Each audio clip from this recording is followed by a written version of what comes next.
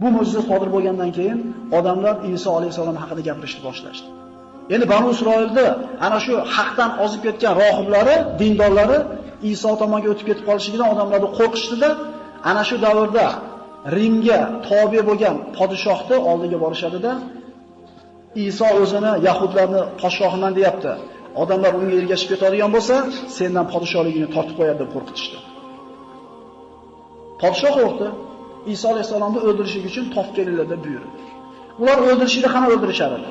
Odam o'lmasdan turib, ana shu krest deymiz mana, xochga yotqizib, qo'llari, oyoqlariga miq qoqib, o'pkasiga miq qoqib, tirikligicha silib qo'yishar edi. O'pkani qoqib qo'yganligidan nafas etmay bo'g'ilib o'lar edi. Bir necha kun azoblanadi. Va yukallimun nasa fil mahdi va kahla min as-solihin. Beshikda gapirardi va kahl bo'lgandaga. Kahl degani 30 yoshdan o'tgan odam kahl deylar arab tilida. U chol bo'lgan emas.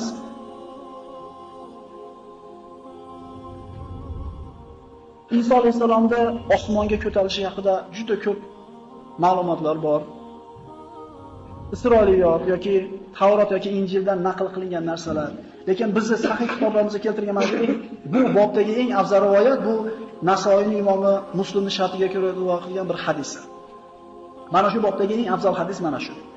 Abdulloh ibn Abbosdan rivoyat qilinadi, Rasululloh sollallohu alayhi vasallam aytadi, Alloh taolo Iso alayhisalomni osmonga ko'tarmoqchi bo'lgan paytda 12 ta o'tirgan sahobasining oldiga chiqdi. Sochlaridan suv tomib turardi. Ya'ni g'usl qilib chiqqanligi ko'rinib turibdi. Chiqib aytdiki, sizlarning ichingizda dedi, bittalar menga 12 marta kofir bo'lasizlar dedi. 12 ta sahovoriga aytayapti. Endi istab kelyapti askarlar. Kimlar xohlaysizlar?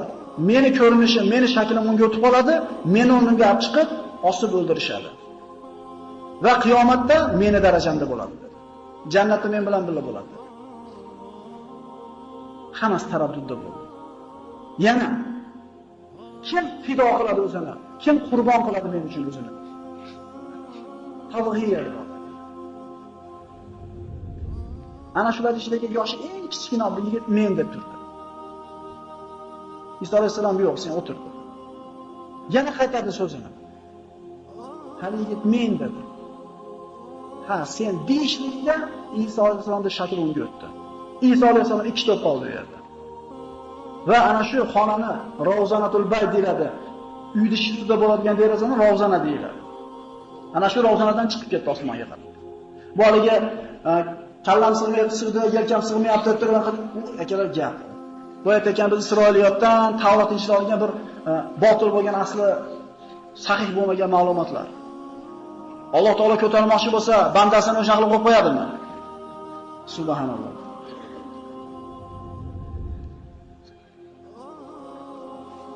Tevaga ko'tarib olib chiqib ketdi Alloh taolo.